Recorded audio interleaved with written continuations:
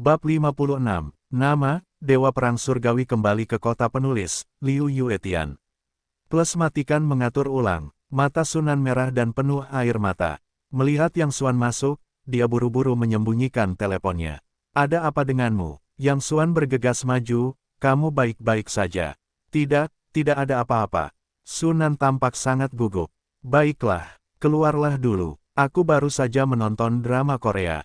Aku sangat terharu. Tidak apa-apa. Yang Xuanmu menatap Sunan sebentar, lalu melihat ke kamar, tetapi dia tidak menemukan sesuatu yang berbeda. Sunan terus mendesaknya untuk segera pergi, jadi dia keluar lagi dan menutup pintu. Apa yang terjadi? Yang Xuan berdiri di pintu dan menggaruk kepalanya dengan ragu. Sunan selalu memiliki rutinitas yang teratur dan tidak pernah membuang-buang waktunya untuk drama TV yang membosankan. Mengapa dia tiba-tiba begadang untuk menonton drama Korea? Dan tadi dia tampak sangat gugup ketika melihat dirinya sendiri. Apa yang membuatnya gugup? Hei, hati wanita, jarum kapal selam. Yang Xuan tersenyum dan menggelengkan kepalanya, lalu kembali ke kamarnya untuk tidur. Keesokan paginya, setelah membuat sarapan untuk Sunan, dia keluar untuk menjalankan didi. Tentu saja, dia tidak mengejar uang, tetapi dia harus menjadi orang yang tekun dan progresif, yang dapat membuat Sunan lebih bahagia. Sekarang Yang Xuan bukan pengemudi mobil hitam. Didi telah diulas dan dianggap sebagai karyawan tetap. Bisnis berjalan baik hari ini. Saya menjalankan beberapa pesanan besar di pagi hari. Di sore hari, saya berpikir untuk menjalankan lebih banyak daftar. Tiba-tiba, telepon berdering. Tuan Yang, apakah Anda bebas sore ini? Zhang Gaoping bertanya dengan hati-hati di ujung telepon. Ayo, ada apa? Yang Xuan mengemudikan mobil dan tahu bahwa Zhang Gaoping tidak akan mengganggu dirinya sendiri jika tidak ada masalah besar. Tuan Yang, sore ini, perusahaan akan pergi ke perusahaan lokal untuk menandatangani perjanjian kerjasama. Itu akan berlaku hanya jika saya menandatangani dengan Anda. Saya sedang dalam perjalanan bisnis ke luar negeri 2 hari ini, jadi. Baiklah, begitu. Kirimkan saya alamatnya nanti. Saya akan menyusul. Yang Xuan dengan tenang setuju. Bagaimanapun, grup Tiancheng juga merupakan industrinya sendiri. Meskipun biasanya meninggalkan penjaga toko, ia tetap harus melakukan sesuatu saat waktunya tiba. Baiklah, sulit, Tuan Yang. Saya akan mengirimkan informasinya ke ponsel Anda. Liu akan pergi ke sana nanti. Anda dapat bertemu di sana pada saat itu.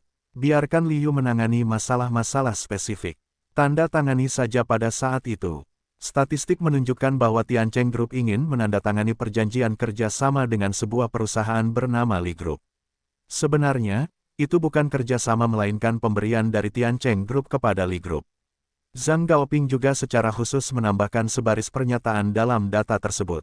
Masuk akal untuk mengatakan bahwa kelompok Li tidak memenuhi syarat untuk bekerja sama dengan mereka, tetapi pihak lain bersikap sangat tulus dan memohon kepada mereka selama hampir 2 tahun. Zhang Gaoping berjanji untuk mengadakan proyek untuk bekerja sama dengan mereka. Yang Xuan mengendarai polo kecilnya yang bernilai lebih dari 200 juta sesuai dengan alamat tersebut. Untuk mengatakan bahwa kelompok Li tidak berskala kecil, itu jelas merupakan perusahaan kelas 1 di Nanjiang, tetapi itu hanya saudara kandung jika dibandingkan dengan Big Mac seperti grup Tiancheng. Di lantai bawah gedung kelompok Li, Yang Xuan menemukan tempat parkir dan memarkir mobilnya. Begitu dia keluar, dia tiba-tiba mendengar suara ledakan. Sebuah pot bunga tiba-tiba terbang dari depan dan menghantam kaca depan dengan keras. Pot bunga itu robek, tetapi jendelanya masih utuh. Bagaimanapun, kaca depannya anti peluru level 12, dan bahkan roket biasa tidak dapat menembusnya. Siapa? Meski begitu, Yang Xuan berteriak sangat tidak senang. Oh, kacanya berkualitas baik. Tidak pecah. Sebuah suara datang dari depan. Yang Xuan mendongak dan melihat seorang pemuda berusia awal 20-an datang ke sini bersama beberapa orang.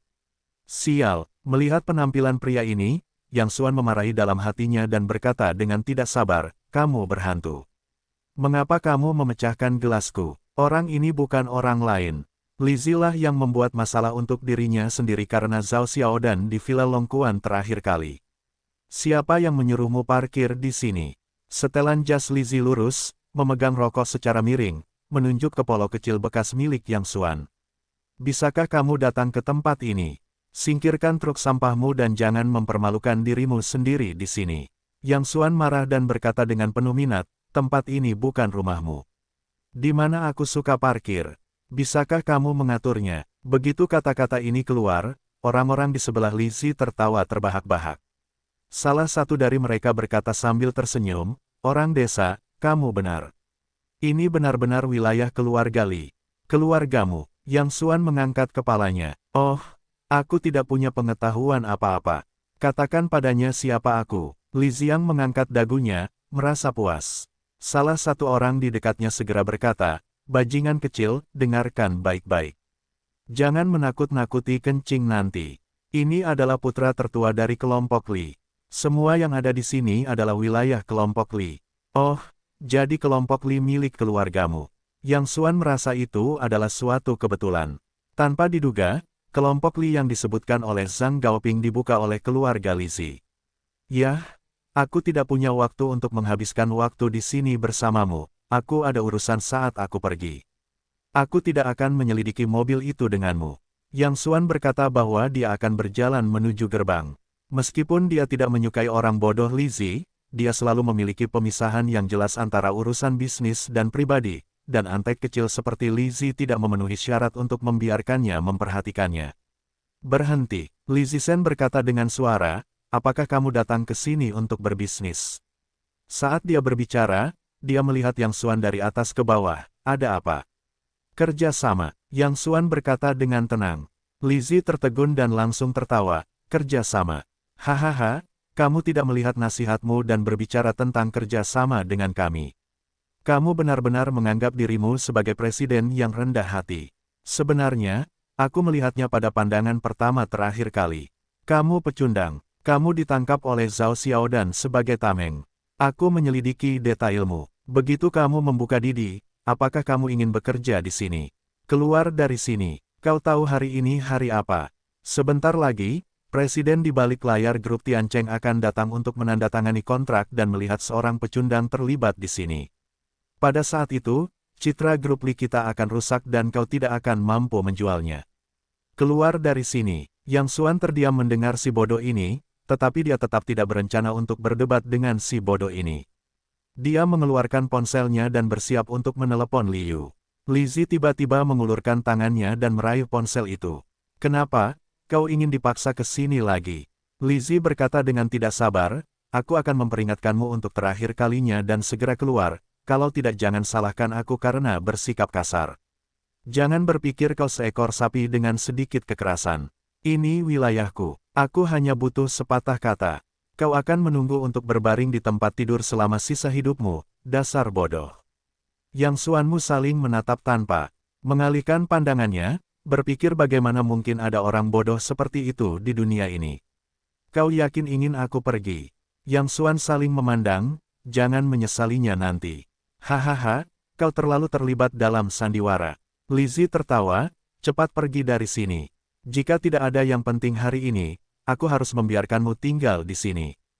Hal terakhir tentang Villa Longquan belum selesai. Aku akan membereskanmu perlahan nanti. Keluar, Yang Xuan menggelengkan kepalanya dan tersenyum pahit. Dia mengangkat bahu tanpa daya, lalu melihat ke mobilnya dan berbalik dan pergi. Persetan, pecundang. Lizzie memarahi dan berkata kepada beberapa orang di sekitarnya, cepat kembali dan periksa keranjang bunga karpet di pintu lagi. Jangan membuat kesalahan saat Presiden Grup Tiancheng datang. Di gerbang kelompok Li, karpet merah telah dibentangkan, dikelilingi bunga-bunga dan spanduk-spanduk berwarna cerah, dan dua baris orang berbaris untuk menyambut. Lizzie berdiri di barisan paling depan dengan jas yang lurus, menunggu kedatangan pria besar itu. Li Shao, Zhang Gaoping, manajer umum Zhang, apakah kalian benar-benar ingin datang sendiri nanti? Salah satu orang di sebelahnya menggosok tangannya dengan gembira. Dia beruntung bisa bertemu dengan Presiden Grup Tiancheng dalam hidupnya. Oh, apa yang kalian tahu? Ada lebih banyak orang yang datang nanti daripada Zhang Gaoping. Lizzie mengangkat dagunya. Apa? Pria itu berseru, bukankah Zhang Gaoping adalah Presiden Grup Tiancheng? Apakah ada orang yang lebih baik darinya? Kalian tidak tahu itu. Lizzie memiliki gaya yang sangat terinformasi. Kami memiliki informasi orang dalam. Faktanya, bos grup Tiancheng yang sebenarnya bukanlah Zhang Gaoping sama sekali. Ada sosok yang lebih arogan di belakangnya yang mengendalikan situasi. Itulah bos yang sebenarnya. Zhang Gaoping hanyalah bonekanya. Sial, dasar sapi. Pria di sebelahnya menatap lurus, bahkan Zhang Gaoping adalah bonekanya. Pria itu abadi. Li Zi dengan lembut meluruskan kerah bajunya dan berkata, jadi kita tidak boleh membuat kesalahan kali ini. Kerja sama ini sangat penting bagi kita. Semua orang bersorak dan tetap tersenyum. Seiring berjalannya waktu, Li Zi terus melihat jam dan berteriak, aneh, kenapa kamu belum datang? Sudah setengah jam lebih lambat dari waktu yang disepakati. Kenapa kamu tidak menelepon dan bertanya?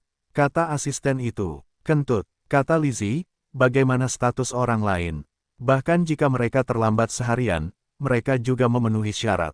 Yang bisa kita lakukan adalah tetap di sini dengan jujur. Meskipun dia berkata begitu, Li Zixin juga bermain drum. Perusahaan-perusahaan terkemuka seperti Tiancheng Group terkenal dengan rasa waktu yang kuat. Bagaimana mereka bisa terlambat? Tepat pada saat itu, sebuah Ferrari merah besar melaju ke arah ini, dan kibasan ekor yang indah berhenti di pintu. Ketika pintu terbuka, kaki giok ramping terentang terlebih dahulu, dan keluarlah seorang wanita muda yang sangat seksi dan mempesona mengenakan gaun profesional. Tuan Yu. Li Zi menelan ludahnya dan bergegas berlari, memancing selalu menyenangkan. Li Zi tentu saja tidak memiliki kesempatan untuk bertemu dengan pria besar seperti Zhang Gaoping, tetapi dia mengenal Li Yu dari grup Tiancheng. Li Yu bukan hanya asisten presiden. Faktanya, kekuatannya di grup Tiancheng hanya kalah dari Zhang Gaoping. Bahkan manajer umum harus membungkuk ketika melihatnya. Selama bertahun-tahun, Zhang Gaoping telah memainkan peran sebagai kaisar tertinggi, membimbing negara di balik layar, dan semua pekerjaan publik telah dilakukan oleh Li Yu. Perkataan dan keputusannya dapat secara langsung mewakili Zhang Gaoping, dan bobotnya tidak boleh diremehkan. Siapa kamu? Li Xiangsheng. Li Yu melirik Li Zi sekilas. Tentu saja, dia tidak akan mengingat peran sekecil itu. Li Zi mengangguk dan membungkuk, ayahku sangat mementingkan kerjasama dengan perusahaanmu ini. Dia telah menunggumu di ruang konferensi dan secara khusus memintaku untuk menyambutnya di bawah. Apakah kamu putra Li Xiangsheng? Li Yu melirik Li Zi dan berkata samar, cepat antar aku. Aku ada sesuatu yang harus kulakukan nanti. Li Yu tentu saja diterima di perusahaan sekecil itu yang telah berusaha keras untuk mempostingnya. Bahkan jika dia meludah ke tanah, orang-orang ini harus berlutut di tanah dan menjilatinya hingga bersih. Tepat saat dia sampai di pintu, Li Zi tiba-tiba bertanya, manajer umum Yu, bukankah presiden perusahaanmu datang? Perjanjian hari ini harus ditandatangani oleh presiden selain manajer umum Sang. Apakah dia belum datang? Li Yu tampak sedikit terkejut. Dia meneleponku sebelumnya. Bukankah dia bilang dia sudah sampai di pintu? Tidak, Li Zi menggaruk kepalanya. Kami menunggu di sini sangat pagi. Aku tidak melihat presiden datang. Aneh, Li Yu sedikit mengernyit, mengeluarkan ponsel dan menelepon Yang Xuan. Didi, pada saat ini, ponsel di saku Li Zi tiba-tiba berdering. Li Yu segera berbalik dan menatap Li Zi. Ponsel Yang Xuan adalah merek yang sangat lama, jadi nada dering yang masuk sangat unik. Li Yu mencoba menutup telepon dan menelepon lagi. Didi, ponsel di saku Li Zi berdering lagi. Apa yang terjadi? Kata Li Yu dengan suara yang dalam. Li Zi tercengang. Dia menyentuh sakunya dan mengeluarkan ponsel yang sangat tua. Kemudian dia ingat bahwa dia baru saja merampok ponsel Hik dan memasukkannya ke dalam sakunya. Mengapa ponsel ini ada padamu? Li Yu mengenali sekilas bahwa ponsel di tangan Li Zi adalah milik Yang Xuan. Oh, kamu mengatakan itu. Li Zi berkata sambil tersenyum, baru saja ada orang desa yang berlari ke sini untuk membuat masalah. Aku mengucapkan beberapa patah kata padanya, mengambil ponselnya, dan kemudian lupa mengembalikannya. Sambil berbicara, dia menyerahkan ponselnya kepada asisten di sebelahnya, cari tempat sampah dan buang benda ini. Tunggu, Li Yu mengambil ponsel itu dan melihat lebih dekat di tangannya. Dia yakin itu milik Yang Xuan. Tidak ada keraguan, dia segera melancarkan badai, apakah kamu memakan keberanian si macan tutul yang ambisius? Apakah kamu tahu siapa yang memiliki ponsel ini? Siapa? Siapa? Li Zi tiba-tiba merasakan firasat buruk, bukankah itu si desah? Kentut, Li Yu marah dan memaki-maki, dia presiden.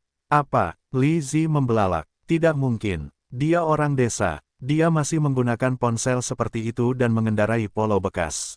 Itu dia. Liu Qiang menahan keinginan untuk menamparkan wajah si bodoh itu. Kalau kau menyinggung presiden, kau akan menunggu sendiri. Kemudian dia berbalik dengan marah dan pergi.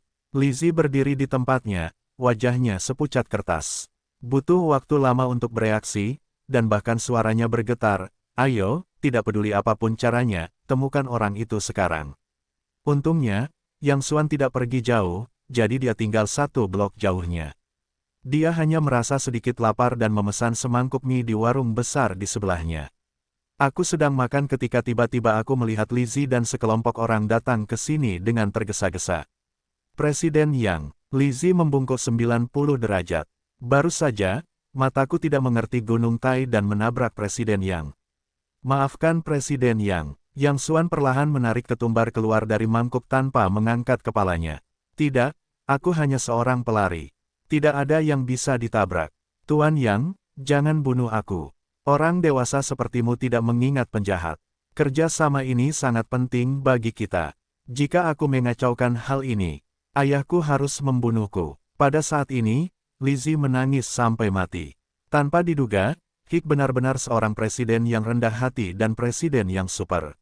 Oh, kamu baru saja membiarkanku pergi, dan sekarang kamu membiarkanku kembali. Apa pendapatmu tentangku? Dengan senyum tipis, Yang Xuan dengan lembut melambaikan tangannya, pergi dan jangan ganggu aku di sini untuk makan mie.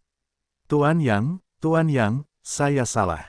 Jangan katakan yang sebenarnya. Li Ziputong berlutut di tanah. Dia tahu betapa pentingnya bekerja sama dengan grup Tian Cheng kali ini. Meskipun grup Li tampak cerah dalam beberapa tahun terakhir, sebenarnya, grup itu telah lama berada di ambang krisis. Ayahnya berusaha keras dan menghabiskan 2 tahun untuk memenangkan kesempatan ini untuk bekerja sama dengan Tian Cheng. Dengan kata lain, kerja sama dengan grup Tian Cheng ini adalah satu-satunya kesempatan bagi grup Li untuk terus hidup. Jika dia mengacaukannya, ayahnya harus membunuhnya. Minggir, Yang Xuan dengan tidak sabar mengangkat kakinya dan menendang Li Zi ke samping. Dia berkata dengan lemah, saya katakan, jangan menyesal karena Anda membiarkan saya pergi. Keluar dari sini dan saya akan memanggil polisi jika Anda tidak pergi. Bajingan, pada saat ini, seorang pria parubaya berjas bergegas masuk dari luar. Tanpa berkata apa-apa, dia mengangkat kakinya dan menendang kepala Li Zi. Ayah, berhenti berkelahi. Li Zi ditendang dan berteriak. Alih-alih berhenti, Li Xiangsheng malah mencengkeram kursi dari samping dan jatuh terduduk. Dengan suara keras, kursi kayu solid itu hancur berkeping-keping. Li Zi mendengar beberapa kali suara tulang patah dan berteriak seperti sedang membunuh babi di mulutnya. Tuan Yang, saya Li Xiangsheng. Anjing itu tidak punya mata. Saya telah menyinggung Tuan Yang.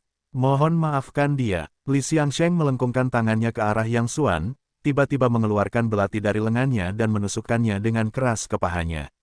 Seluruh belati itu menancap di pahanya, dan tiba-tiba darah mengalir. Apa yang sedang kamu lakukan? Sekarang bahkan Yang Xuan pun bingung. Presiden Li, beberapa orang di dekatnya langsung ketakutan dan bergegas maju untuk menolong.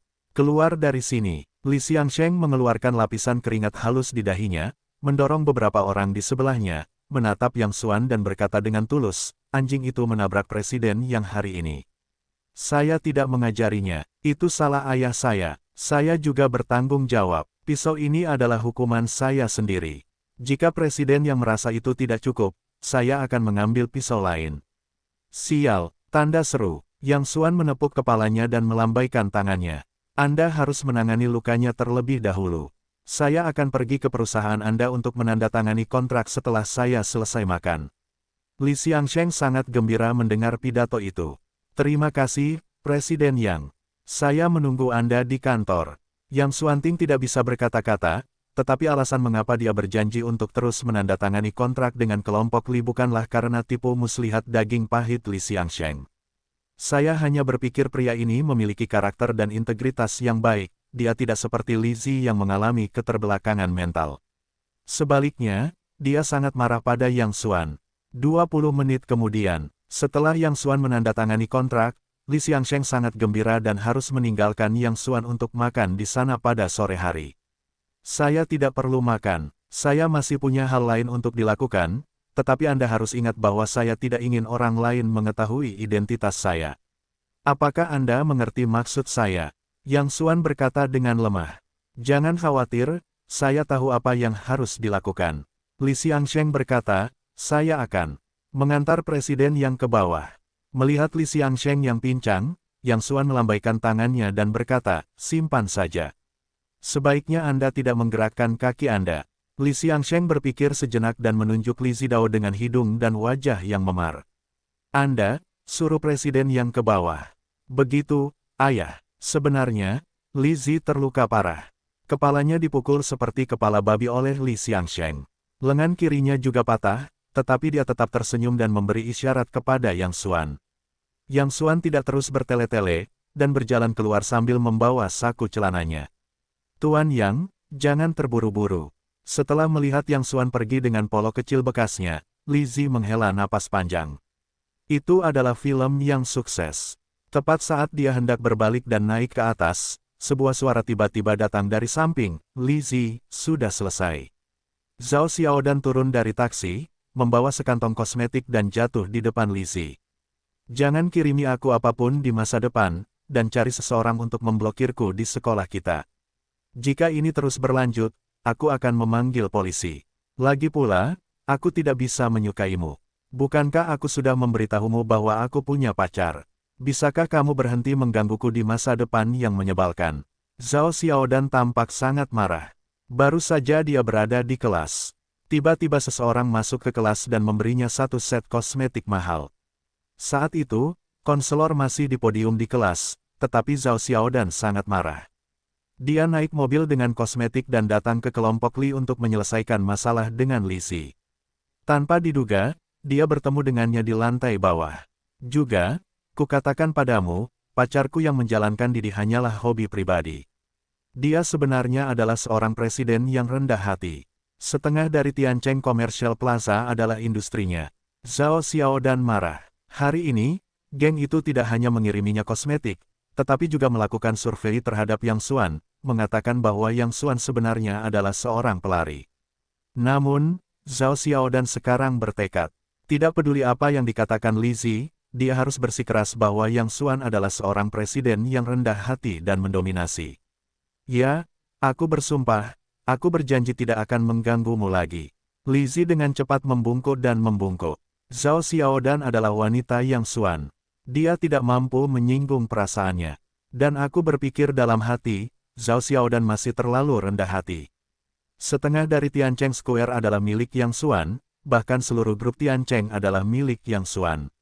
Zhao Xiaodan sedikit tercengang. Dia tidak menyangka gaya melukis Li Zi berubah. Namun, dia tidak berpikir terlalu banyak dan berkata, pokoknya, jika kamu berani menggangguku lagi di masa depan, aku tidak akan menyelesaikannya denganmu. Ngomong-ngomong, bukankah kamu sudah menyelidiki Yang Xuan? Apakah kamu punya nomor teleponnya?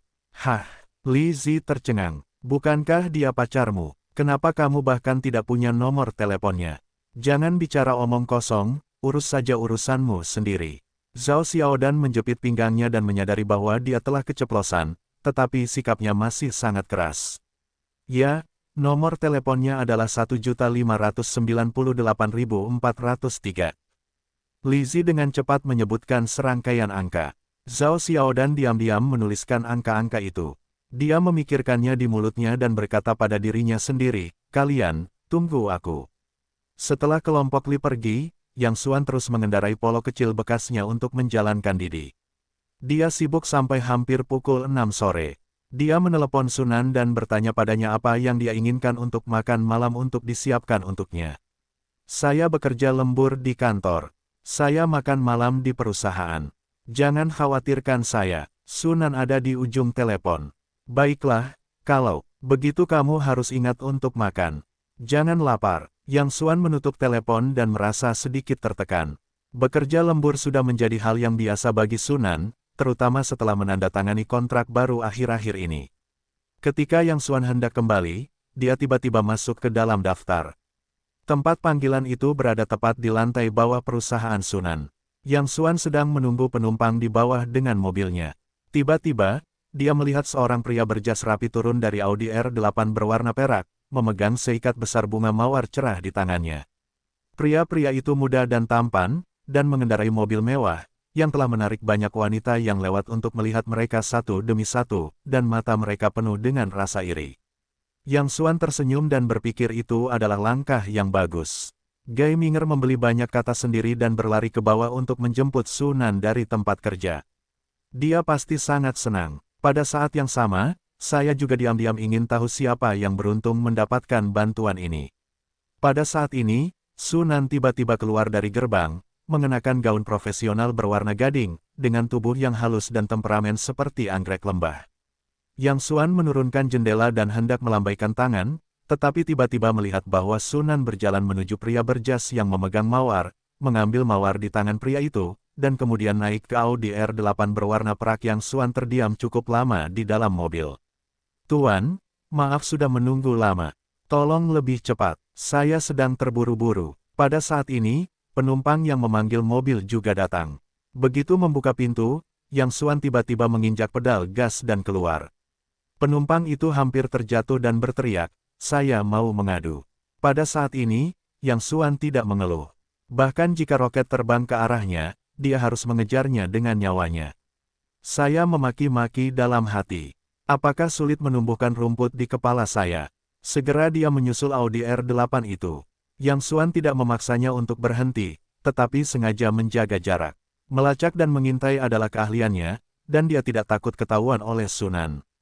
Dia menarik napas dalam-dalam untuk menenangkan suasana hatinya, lalu mengeluarkan telepon dan menghubungi Sunan. Begitu dia masuk, dia melihat R8 itu tiba-tiba menepi. Kemudian terdengar suara Sunan, "Hei, ada apa?" Yang Xuan menjaga nada suaranya tetap tenang. "Di mana kamu sekarang?" "Bekerja lembur di kantor. Aku sudah memberitahumu tadi," kata Sunan. Tinju Yang Xuan sedikit mengencang, dan nadanya masih tenang. "Yah, aku hanya di dekat sini. Bagaimana kalau aku datang dan menemuimu dan mengirimimu sesuatu untuk dimakan?" "Tidak, tidak, tidak, tidak." Nada bicara Sunan di ujung telepon jelas-jelas gugup. "Aku sangat sibuk hari ini. Ada beberapa pelanggan di kantor. Aku tidak akan memberitahumu dulu. Aku akan meneleponmu nanti. Jangan datang kepadaku. Aku sangat sibuk." Kemudian dia menutup telepon dengan tergesa-gesa. Kemudian Audi R8 itu terus melaju ke depan. Yang Xuannya menggigit dan terkikik. Dia benar-benar mencintai Sunan. Dia dapat merendahkan postur tubuhnya tanpa batas di depan Sunan, tetapi itu tidak berarti dia tidak memiliki batasan. Misalnya, dia tidak dapat menerima rumput di kepalanya. Mungkin semuanya tidak seperti yang mereka pikirkan. Yang Xuan menarik napas dalam-dalam dan terus menghibur dirinya sendiri, memegang kesempatan terakhir di dalam hatinya. Tunggu suasana hati sedikit tenang, lalu diam-diam menindaklanjuti lagi. Saat ini, dia memiliki perasaan campur aduk di barat. Dalam kesannya, Sunan tidak pernah berbohong dan tidak bisa melakukan hal seperti itu. Dia sangat takut akan melihat sesuatu yang tidak berani dia hadapi nanti. Dia harus melihat apa yang dilakukan Sunan. Dengan pria ini, diam-diam mengikuti selama lebih dari 10 menit. Ketika saya melewati persimpangan, telepon tiba-tiba berdering. Itu adalah nomor asing. Yang Xuan tidak bermaksud untuk menjawab, tetapi nomor itu menelepon lagi dan lagi. Setelah menghubungkan, dia berkata dengan tidak sabar, sesuatu untuk dikatakan. Ujung telepon yang lain terdiam untuk waktu yang lama, dan kemudian terdengar suara seorang wanita, "Namaku Zhao Xiaodan, tolong bantu aku." Yang Xuan tercengang. "Apa yang terjadi? Di mana kau sekarang?" "Saya sekarang di Istana Baixiang. Tolong saya, tolong." Kemudian telepon ditutup. Ketika Yang Xuan menelepon lagi, teleponnya sudah dimatikan. Sambil menatap Audi R8 yang tidak jauh dari situ, dia teringat panggilan telepon Zhao Xiaodan untuk meminta bantuan. Setelah ragu-ragu selama 3 detik, Yang Xuan mencondongkan badan, memukul setir, lalu berbalik ke Istana Baixiang. Istana Baixiang adalah restoran lokal yang sangat mewah. Restoran itu terletak di atap sebuah gedung. Yang Xuan bergegas ke atap. Dia melihat 3 atau 5 kelompok pengunjung berbicara dan tertawa, dan tidak menemukan sesuatu yang aneh. "Apakah itu Tuan Yang?" Pada saat ini, seorang pelayan dengan dasi kupu-kupu maju dan bertanya. Yang Xuan mengangguk karena terkejut. Pelayan itu buru-buru berkata, silakan ikuti saya. Seseorang sedang mencari saya. Yang Xuan semakin merasa ada yang tidak beres, tetapi dia mengikuti pelayan itu dan langsung menuju ruang pribadi VIP. Pelayan itu dengan sopan mendorong ruang pribadi itu hingga terbuka. Silakan masuk, Tuan. Yang Xuan menatap pelayan itu dengan saksama, tidak mencium bau apapun, tetapi dia tetap masuk ke dalam. Dekorasi di dalamnya sangat indah. Di samping jendela besar bergaya Prancis, terdapat meja makan kristal yang indah dengan beberapa makanan ringan dan anggur merah yang lezat. Selamat, Anda lulus. Pada saat ini, suara seorang wanita tiba-tiba terdengar dari belakang. Zhao Xiaodan datang mengenakan gaun putih dan tersenyum seperti seorang putri. Apa yang terjadi? Yang Xuan sedikit mengernyit. Zhao Xiaodan tersenyum dan memberi isyarat kepada Yang Xuan untuk duduk. Dia juga duduk di seberangnya, dengan dua kaki putih dan ramping. Dia berkata sambil tersenyum, ini adalah ruang pribadi VIP paling mewah di Istana Baixiang. Saya anggota Platinum di sini. Yang Xuan mengerutkan kening dan berkata, apa maksudmu? Zhao Xiaodan terus tertawa, sebenarnya, sejujurnya, keluargaku punya banyak uang. Anak muda yang mengejarku bisa mendayung ke Samudra Pasifik. Lizzie hanyalah salah satu anteknya. Namun, penglihatanku sangat tajam dan tidak dapat melihat satu pun dari mereka. Terakhir kali, aku memintamu untuk menjadi tameng sementara. Setelah akur denganmu, aku menemukan bahwa kamu adalah orang yang sangat baik, yang sesuai dengan seleraku. Aku memilih pacarku dan tidak pernah melihat latar belakang keluarga masing-masing. Aku terutama melihat karakter dan watakmu. Karaktermu sesuai dengan seleraku, tetapi aku tidak begitu mengenal karaktermu. Jadi aku memberikan ujian untukmu hari ini untuk melihat apakah kamu akan muncul untuk pertama kalinya ketika aku dalam bahaya. Kamu membuatku sangat bahagia. Selamat, kamu lulus ujian. Zhao Xiaodan menyesap anggur merah dengan percaya diri dan berkata sambil tersenyum, mulai sekarang, kamu resmi menjadi pacar sementaraku. Selama masa percobaan 1 bulan, aku boleh makan malam dan berkencan denganmu. Aku tidak keberatan sesekali menarik tangan kecilku. Kamu juga bisa resmi menjadi pacarku. Jangan buka uang recehmu. Aku akan memberimu biaya hidup yang cukup setiap bulan. Jika kamu bisa melewati masa percobaan dalam sebulan, aku akan resmi menjadikanmu pacarku, mobil sport, villa, dan semuanya. Tapi jangan senang. Dulu, aku sangat pemilih. Kamu bisa saja disingkirkan kapan saja selama masa percobaan. Aduh, kemana kamu akan pergi? Tepat ketika Zhao Xiaodan merasa puas, dia tiba-tiba melihat Yang Xuan bangkit dan berjalan keluar. Dengar, Yang Xuan berjalan ke pintu masuk lift, tiba-tiba menoleh, saling memandang dengan tatapan yang sangat dingin, dan berkata dengan dingin, kamu adalah satu-satunya orang di dunia yang berani menipuku 2 kali berturut-turut. Kamu seharusnya senang bahwa kamu bisa berbicara sekarang. Aku tidak peduli padamu kali ini dan terakhir kali, tetapi jika ada yang ketiga kalinya, aku jamin kamu bahkan tidak punya kesempatan untuk menyesal. Setelah mengatakan itu, dia berjalan ke dalam lift tanpa melihat ke belakang, tinjunya berdecak. Ketika Zhao Xiaodan mengucapkan kata-kata itu tadi, Yang Xuan menggerakkan hatinya setidaknya 3 kali. Dia khawatir jika dia tidak pergi lagi, dia benar-benar akan melempar gadis itu dari atas. Apa maksudmu? Zhao Xiaodan menghentakkan kakinya dengan marah dan berkata dengan keras, apakah kamu tahu berapa banyak orang yang mengejarku? Beraninya kamu menolakku. Aku menginginkan uang dan tubuh. Kamu pengemudi yang rusak. Apa kualifikasimu untuk menolakku? Kembalilah. Wajah Yang Xuan pucat pasi. Dia hanya merasakan sekelompok kemarahan yang menyumbat dadanya.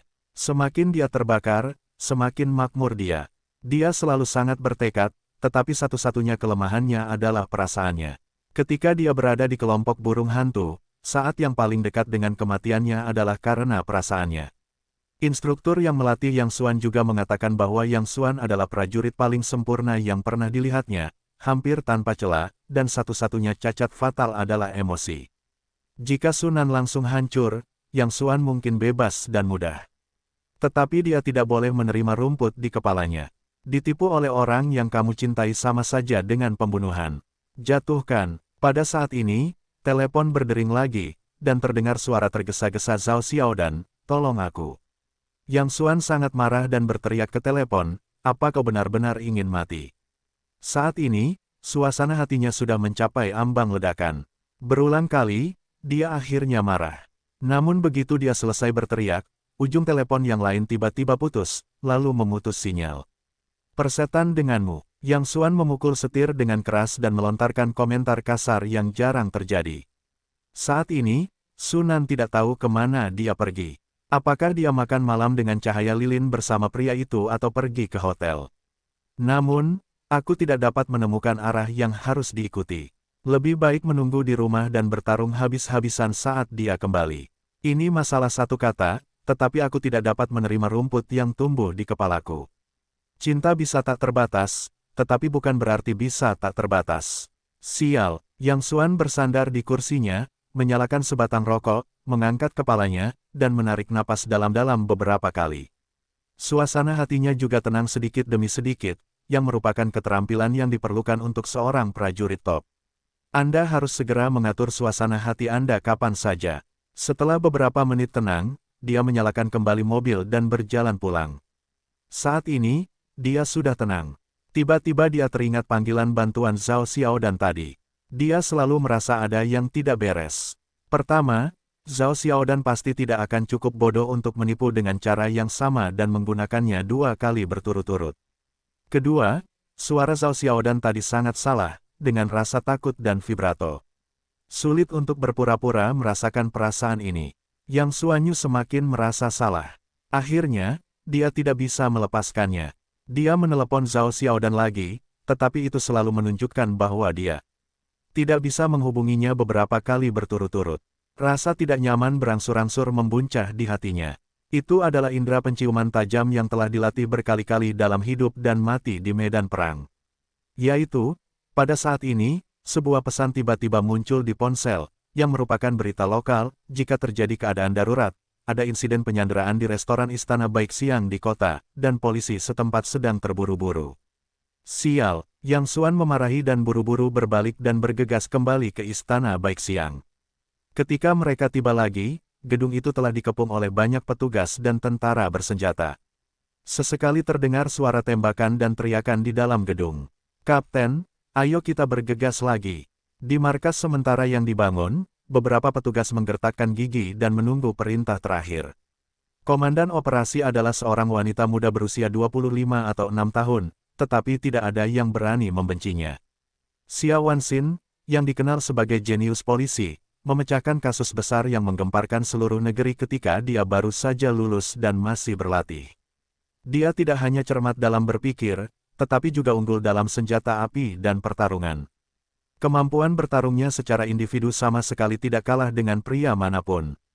Dengan kemampuan pribadinya yang luar biasa, kecepatan promosinya dapat digambarkan sebagai luar biasa. Dia telah menjadi kapten polisi kriminal termuda dalam sejarah lokal, dan tidak ada yang tidak puas. Karena statusnya saat ini semuanya terakumulasi oleh kasus-kasus yang menakjubkan dan medali yang tak terhitung jumlahnya. Dia bijaksana dan tenang. Tidak peduli seberapa sulit suatu kasus, dia selalu bisa tenang.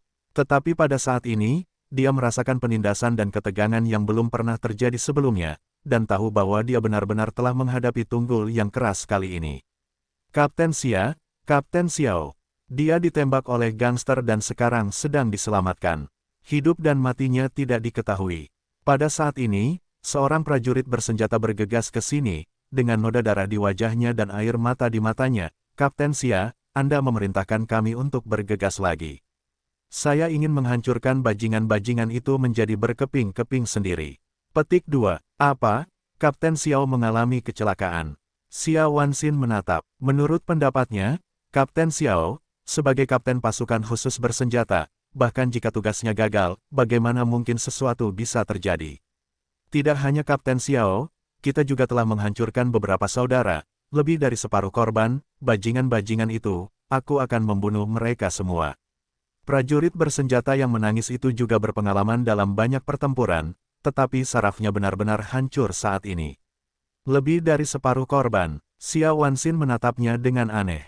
Bagaimana ini bisa terjadi? Jangan khawatir, kamu bisa mengetahui situasinya secara perlahan. Berita itu jauh melampaui harapan Xia Wanxin. Tim yang terdiri dari lebih dari 20 orang yang bergegas masuk kali ini adalah tim paling elit dari pasukan khusus bersenjata setempat. Mereka tidak pernah kehilangan satu tangan pun selama bertahun-tahun. Aku tidak menyangka akan menyerbu masuk kurang dari 10 menit dan kalah dengan sangat menyedihkan. Prajurit bersenjata itu menyeka darah dan air mata di wajahnya dan berteriak, kita belum pernah bertemu lawan yang begitu kuat. Mereka tampaknya mengetahui semua taktik kita seperti punggung tangan mereka dan dapat secara akurat menilai langkah kita selanjutnya setiap saat. Lagi pula, efektivitas tempur mereka sangat kuat dan metode menembak mereka sangat akurat. Mereka menggunakan taktik yang belum pernah kita lihat sebelumnya. Senjata mereka juga sangat canggih. Mereka semua adalah senjata paling canggih. Kita tidak punya cara untuk mengalahkan mereka. Alis hati Xia Anhui mengencang, pihak penembak jitu. Prajurit bersenjata itu berkata dengan putus asa, tidak ada gunanya sama sekali. Mereka dengan sempurna menghindari setiap sudut mati. 6 titik penembak jitu kita tidak hanya tidak berfungsi, tetapi juga mereka semua anti penembak jitu, dan mereka bahkan tidak tahu di mana mereka menembakkan senjata mereka. Hati Xiaowan benar-benar terdiam, jantungnya mulai berdetak kencang, dan kedua bahunya sedikit gemetar. Itu adalah kesalahan pertamanya sejak dia menjadi polisi. Kata-kata tadi, bagi orang-orang yang sedikit profesional, sungguh mengerikan. Menguasai taktik paling canggih, memiliki kualitas individu yang unggul, memegang senjata dan peralatan paling mutakhir, dan mampu mencapai anti penembak jitu yang senyap dan akurat. Bandit macam apa ini? Mereka hanyalah sekelompok tim kerja khusus elit setelah pelatihan elit. Batalkan semua rencana serangan segera. Xia Wanxin mengatupkan bibirnya dan akhirnya mengatakan hal terakhir yang ingin dia katakan, seperti bantuan militer, biarkan mereka mengirim tim khusus untuk dukungan. Sangat memalukan baginya untuk meminta bantuan militer, tetapi sekarang dia benar-benar tidak punya cara lain. Segera seseorang menghubungi militer. Setelah beberapa saat, penghubung berkata dengan cemas, Kapten, militer mengatakan bahwa mereka adalah tim operasi khusus terdekat di sini. Bahkan jika mereka menggunakan helikopter, itu akan memakan waktu 1,5 jam secepatnya. Kita tidak punya banyak waktu. Xiaowan begitu cemas sehingga seluruh tubuhnya sedikit gemetar sejenak, memegang tinjunya. Para gangster di dalam sangat ganas. Syaratnya hanya setengah jam. Jika mereka melewati setengah jam, mereka akan membunuh. Kapten, ayo kita serbu lagi.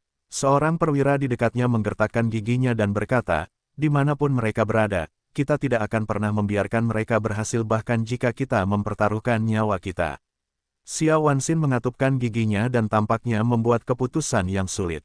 Kapten, jangan ragu-ragu. Tidak ada waktu. Ayo kita serbu lagi. Para perwira di dekatnya meminta perang satu demi satu. Sesaat kemudian, Xia Wanxin akhirnya memutuskan, ambil peta dan susun ulang rencana pertempuran. Bahkan saat ini, Xia Wanxin berkepala dingin dan tentu saja tidak akan melakukan hal bodoh membunuh dirinya sendiri dengan sia-sia dengan taktik massa. Dia mencoba yang terbaik untuk membuat pilihan terbaik, menunjuk beberapa titik di dekat peta dan berkata, kita tidak memiliki keuntungan dalam serangan frontal dengan mereka. Kita hanya bisa mengambil cara penembak jitu, segera kumpulkan semua penembak jitu dan sebarkan ke arah ini. Saat dia berbicara, Xia Wanxin menandai titik penembak jitu di peta. Apakah kau punya dendam terhadap para penembak jitu ini? Tepat pada saat ini, sebuah suara tiba-tiba terdengar dari samping. Siapa? Xia Wanxin tiba-tiba mendongak dan melihat seorang pemuda biasa. Dia tidak tahu kapan harus muncul di sampingnya. Siapa kau? Bagaimana kau bisa sampai di sini? Xia Wan tanpa sadar meletakkan tangannya di sarung pistol di pinggangnya. Ini adalah markas sementara. Darurat militer telah diberlakukan di mana-mana. Tidak semua orang bisa datang ke sini. Yang Xuan dengan lembut menghembuskan napas, menggelengkan kepalanya, menunjuk ke titik-titik penembak jitu di peta dan mendesah, jika Anda tidak punya musuh dengan mereka, mengapa membiarkan mereka mati? Taruh mereka di titik-titik ini, apa yang bukan kematian?